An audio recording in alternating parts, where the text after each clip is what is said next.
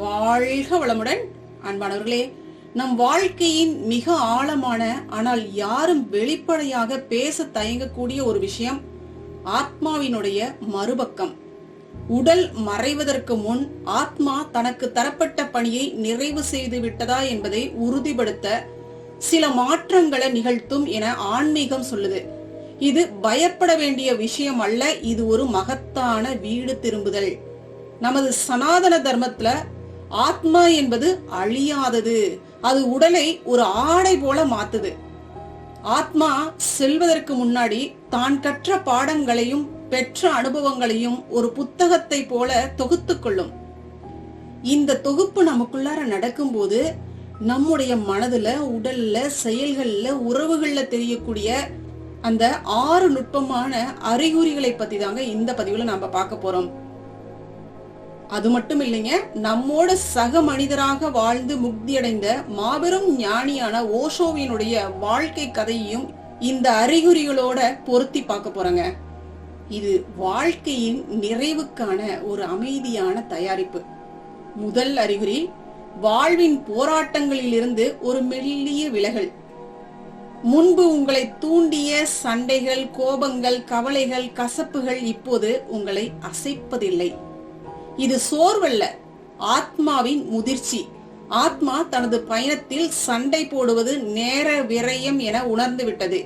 வெற்றி தோல்வி என்ற இருமை நிலை உடைந்து எல்லாவற்றையும் இருக்கட்டும் போகட்டும் அப்படின்னு ஏத்துக்கக்கூடிய ஒரு மன அமைதி உண்டாகும். உதாரணமா, கோபமாக பேசும் நபருக்கு பதில் பேசாம சிரித்து விட்டு அப்படி நகர்ந்து போயிருவீங்க. பழைய எதிர்ப்புகளை மன்னிக்கவும் தீர்க்கப்படாத பிரச்சனைகளை முடித்துக் கொள்ளவும் உள்ளுக்குள் ஒரு உந்துதல் தோன்றும். ஆத்மா இப்போது அமைதி என்னும் நிலையையே தனது இறுதி இலக்காக கருதுகிறது. இரண்டாவது அறிகுறி, நீங்கள் அதீத ஆசை கொண்ட பற்று கொண்ட பொருட்களின் மீது இப்பொழுது குறைந்த நாட்டம். பணம், பதவி, புதிய பொருட்கள், சேமிப்புகள் போன்றவற்றின் மீதான அதீத மோகம் மெல்ல மெல்ல குறையும்.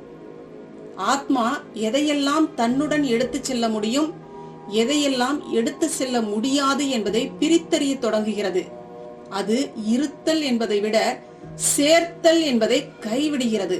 உங்கள் அலமாரியில் உள்ள ஆடைகள், வங்கி இருப்பு, அடுத்த பயண திட்டம் இவை அனைத்தும் முக்கியத்துவத்தை இழக்கும். ஆடம்பரத்தை விட்டுவிட்டு சௌகரியம், எளிமை மற்றும் அன்பான தருணங்கள் மட்டுமே மதிப்பு மிக்கதாக தோன்றும். இலக்குகளை அடைவதை விட நிம்மதியாக ஓய்வெடுப்பதும் இருப்பதை ரசிப்பதும் பிரதானமாகிறது. மூன்றாவது அறிகுறி, கடந்த காலத்தை மீளாய்வு செய்து நிறைவு செய்தல். மறந்த பலதரப்பட்ட பழைய நினைவுகள், முகங்கள், நடந்த தவறுகள் ஆகியவை அடிக்கடி மனதின் மேற்பரப்பிற்கு வரும். இது வெறும் நினைவலைகள் அல்ல, ஆத்மா தன் கர்ம கணக்குகளை சரி செய்கிறது. மனம் இதுவரை வெளிப்படுத்தாத நன்றிகளையும் கேட்காத மன்னிப்புகளையும் சொல்லாத அன்பையும் வெளிப்படுத்த துடிக்கும். இப்படிப்பட்ட ஆத்மாக்கள் பழைய நண்பர்களை தேடும், தொலைந்து போன உறவுகளை சரி செய்ய முயற்சி செய்யும். இது ஒரு பெரிய மன தூய்மைப்படுத்தும் செயல். உள் அறையில் உள்ள தூசி தட்டப்பட்டு ஆத்மா அதன் அடுத்த பயணத்திற்கு தூய்மையுடன் தயாராகிறது. நான்காவது அறிகுறி, உறவுகளில் ஏற்படும் இயல்பு மாற்றம். நீங்கள் சத்தம் நிறைந்த கூட்டங்களிலிருந்து விலகி 1 அல்லது 2 நெருக்கமான நிசப்தமான உறவுகளை மட்டுமே நாட ஆரம்பிப்பீர்கள். ஆத்மா வெளிப்புற உரையாடல்களால் சோர்வடைந்து உள் உரையாடலுக்காக அமைதியை தேடுகிறது. இப்போது இரைச்சல் உள்ள இடங்கள் எல்லாம் ஆற்றலை உறிஞ்சுவது போல தோன்றும். நீங்கள் இனி அதிகமான உறவுகளையோ நண்பர்களையோ மக்களையோ உங்களுடைய வாழ்க்கைக்குள் சேர்க்க மாட்டீர்கள். உங்களுக்கு ஆறுதல், மென்மை மற்றும் பாதுகாப்பான உணர்வு தரும் நபர்களுடன் மட்டுமே நேரம் செலவிட விரும்புவீர்கள். ஒரு காலத்தில் பரபரப்பாக இருந்த வாழ்க்கை இப்போது நிசப்தமான பிரசன்னம் நிறைந்த தருணங்களை மட்டுமே விரும்புகிறது. ஐந்தாவது அறிகுறி, உடல் மெதுவடைதலும் உள் அறிதலும். உடலின் வேகம் குறைகிறது. உடல்நல கோளாறுகளை தாண்டி ஒரு இயற்கையான ஆழமான மெதுவான தன்மை தெரியும். உடல் ஆத்மாவின் கட்டுப்பாட்டிற்குள் வருகிறது. ஆத்மா வெளியேற தயாராகும் போது அது தனது ஆற்றலை பாதுகாத்துக் கொள்ள உடலின் செயல்பாடுகளை குறைக்கிறது. பசி குறையலாம், தூக்கத்தின் அளவு மாறலாம். இதைவிட முக்கியமானது, நீங்கள் ஒருவித வார்த்தையற்ற உள்ளறிவை பெறுவீர்கள். எனது வேலை முடிந்தது, நான் நிறைவாக இருக்கிறேன் அல்லது நான் தயாராக இருக்கிறேன் போன்ற எண்ணங்கள் எந்தவித பயமோ பதட்டமோ இன்றி எழும். இது ஆத்மாவின் ஒரு விதமான சரணடைதல் நிலைதான். 6வது அறிகுறி வீடு திரும்புவதற்கான ஏக்கம். ஒரு குறிப்பிட்ட இடத்தை அல்ல, ஆனால் ஏதோ ஒரு ஆழமான விவரிக்க முடியாத இடத்திற்கு செல்ல வேண்டும் என்ற ஏக்கம். இதுதான் மிக ஆழமான ஆன்மீக அறிகுறி. நாம் அனைவரும் எங்கோ ஒரு மூலத்திலிருந்து வந்தவர்கள். ஆத்மா தன் தாயின் மடியை, தன் உண்மையான இருப்பிடத்தை நினைவு கூறுகிறது. நீங்கள் இப்போது இந்த உலகில் ஒரு பார்வையாளர் போல உணரலாம். கனவுகள் அதிகம் வெளிப்படையானதாக இருக்கலாம். மறந்த, பிரிந்த முதிய உறவினர்களின் முகங்கள், ஒளி வடிவங்கள் ஆகியவை நினைவில் வரலாம். இது துக்கம் அல்லங்க, மாறாக இது ஒரு பழைய உறவை உணர்தல். நான் எங்கே போக போகிறேன் என்று எனக்கு தெரியும் என்ற அமைதியான உறுதித்தன்மை மனதிற்குள் ஏற்படும். அன்பானவர்களே, இந்த அறிகுறிகளோடு நம்மோட சக மனிதராக வாழ்ந்த ஓஷோவினுடைய வாழ்க்கையை பொருத்தி பார்க்கலாங்க. ஓஷோவை பொறுத்தவரை அவர் மரணத்தை ஒரு முடிவாக அல்லாமல் ஒரு உன்னத கொண்டாட்டமாக பார்த்தவர்.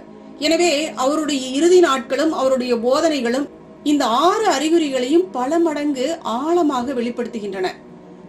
ஓஷோ தனது வாழ்நாள் முழுவதும் மரணம் ஒரு பயங்கரமான நிகழ்வு அல்ல, அது வாழ்க்கையின் மிக அழகான உச்சக்கட்ட அனுபவம் என்று போதித்தார். இறக்கும் கலை என்பது வாழும் கலை என்பதை போலவே முக்கியமானது என்று அவர் கூறினார். The art of dying, the art of living. ஒரு விழிப்புணர்வுள்ள மனிதனுக்கு மரணம் என்பது உடலை விட்டு ஆத்மா வெளியேறும் ஒரு சாதாரண நிகழ்வு. ஓஷோவினுடைய இறுதி நாட்கள். ஓஷோ உடல்நலக் குறைவால் 1990 ஜனவரி 19 அன்று பூனேயில் தனது உடலை நீத்தார். அவருடைய இறுதி நாட்களின் முக்கிய நிகழ்வுகள் அவருடைய மரண குறிப்புகளாக அறியப்படுகின்றன. அவர் சொன்னது, நான் செல்லும் போது நீங்கள் அழுது வருந்த தேவையில்லை. நான் வெளியேறவில்லை. நான் என்னுடைய உடலை மட்டுமே நீக்குகிறேன். ஆனால் நான் இன்னும் இங்கே இருக்கிறேன், உங்களில் வாழ்கிறேன்.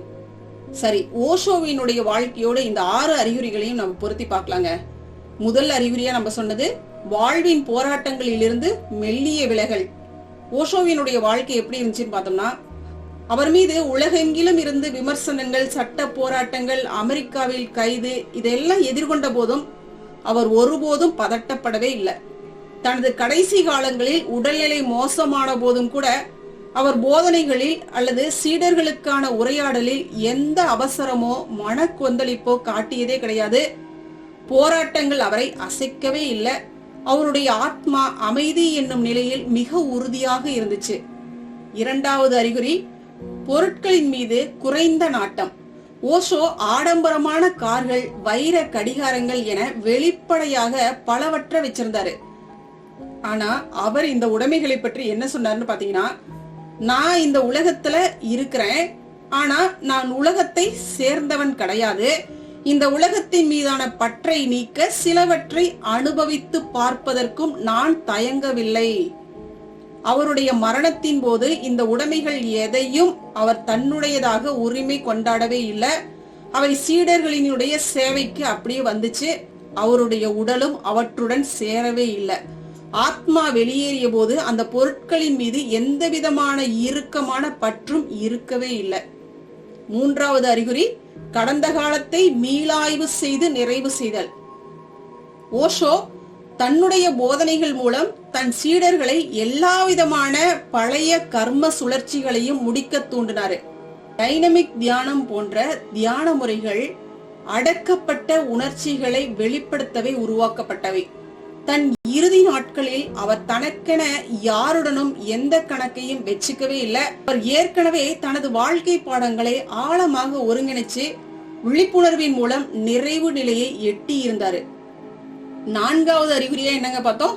உறவுகளில் ஏற்படும் இயல்பு மாற்றம். ஆயிரக்கணக்கான சீடர்கள் ஓஷோவை சுற்றி இருந்த போதும் அவர் யாருடனும் தனிப்பட்ட நெருக்கம் கொண்டிருக்கவில்லை. அவர் ஒரு மாஸ்டராக மட்டுமே இருந்தாரு. அவருடைய கடைசி நாட்கள்ல அவரை சுற்றி இருந்த மிக சில சீடர்களுக்கு மட்டுமே அருகில் இருக்க அனுமதி வழங்கப்பட்டது. அவர் தேடியது கூட்டத்தை அல்ல, அமைதியையும் அவருக்கு பணிவிடை செய்ய தகுந்த சிலரது பிரசன்னம் மட்டுமே. 5வது அறிகுறி உடல் மெதுவடைதலும் உள் அறிதலும். அமெரிக்க சிறைவாசத்தால் தனக்கு விஷம் கொடுக்கப்பட்டது என்று அவர் முழுமையாக நம்பினாரு. இதனால் அவரது உடல் மெதுவாக செயல்பட தொடங்கியது. உடல்நிலை மோசமடைந்த போதும் கூட அவர் விழிப்புணர்வுடன் இருந்தாரு. ஒரு கட்டத்துல நான் வெளியேறுகிறேன் என்று அமைதியாக எல்லோருக்கும் அறிவிச்சாரு. இது நோய் காரணமாக உடல் கைவிட்டது அல்ல, ஆத்மா தான் வந்த வேலையை முடித்துக் கொண்டு முழு விழிப்புணர்வுடன் உடலின் வேகத்தை குறைத்து வெளியேறக்கூடிய செயல்தான். இததான் கான்சியஸ் எக்ஸிட்னு சொல்லுவோம். 6வது அறிகுறி வீடு திரும்புவதற்கான ஏக்கம். ஓஷோவினுடைய போதனைகளின் சாரம்சமே மனிதன் இந்த பூமியில் ஒரு யாத்ரீகன், அவனுடைய உண்மையான வீடு பிரபஞ்சத்தின் மூலம். இத மனிதன் புரிந்து கொள்ள வேண்டும் என்று ஓஷோ எப்பவுமே வலியுறுத்தி சொல்வாருங்க. அவருடைய இறப்புக்கு முன் அவர் அமைதியாக இருந்ததும் எந்த பயத்தையும் வெளிப்படுத்தாததும் அவர் தன் உண்மையான வீட்டிற்கு திரும்புவதை பற்றிய ஆழமான நம்பிக்கையையும் ஏமாற்றமற்ற அறிதலையும் குறிக்கிறது. ஓஷோ இந்த 6 அறிகுறிகளையும் ஒரு தியான நிலையில் வாழ்பவன் எப்படி உணர்கிறான் என்பதற்கான ஒரு முன்மாதிரி. அவர் மரணத்தை பற்றி சொன்ன வார்த்தைகள் இன்றும் அவருடைய ஆசிரமத்தில் பொறிக்கப்பட்டிருக்கிறது. ஓஷோ என்ற மனிதன் பிறக்கவும் இல்லை, இறக்கவும் இல்லை. டிசம்பர் 11, 1931 முதல் ஜனவரி 19, 1990 முதல் இந்த பூமிக்கு சுற்றுலா வந்திருந்தார். இந்த வாசகம் தாங்க அவருடைய கல்லறையில பொறிக்கப்பட்டிருக்கும். மேலும் அவர் சொன்னது, நான் செல்லும் போது நீங்கள் அழுது வருந்த தேவையில்லை.